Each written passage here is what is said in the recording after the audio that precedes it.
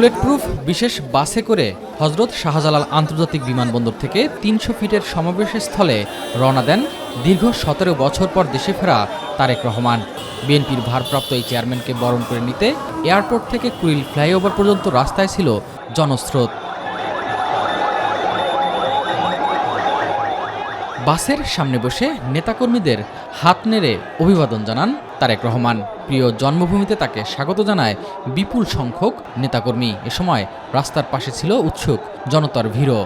গতকালকে আমাদের চাঁদ রাত ছিল, আজকে আমাদের কাছে মনে হয় যে ঈদের দিন। আমাদের নেতা দীর্ঘ প্রায় ১৭ বছর পর বাংলাদেশে আসছে, এটা আমাদের জন্য অত্যন্ত খুশির এবং আনন্দের একটি দিন।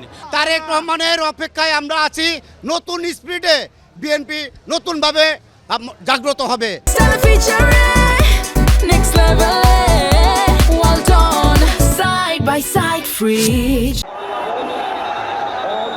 কড়া নিরাপত্তার মধ্য দিয়ে এগিয়ে যায় তারেক রহমানের গাড়িবহর।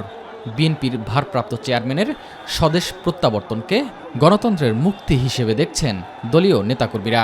তারেক রহমান আগামী বাংলাদেশটা এমন বাংলাদেশ হবে যে বাংলাদেশে কেউ খুন হবে না, হত্যা হবে না, বিরোধী দলের মুখ বন্ধ করার জন্য কাউকে রিমান্ডে নিয়ে পিটিয়ে হত্যা করা হবে না। বাংলাদেশের বর্তমান প্রেক্ষাপটে যে ধরনের অস্থিরতা কাজ করছে, সকল অস্থিরতা দমন হবে এবং নিধন হবে।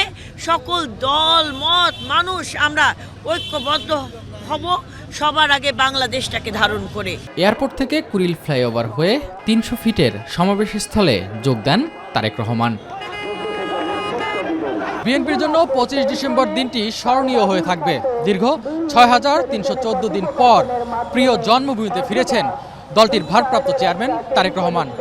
তার এই ফেরার মধ্য দিয়ে সব অশুভ কাটিয়ে গণতন্ত্র পুনঃপ্রতিষ্ঠার পথ সুগম হবে বলে প্রত্যাশা করছেন সমর্থকরা।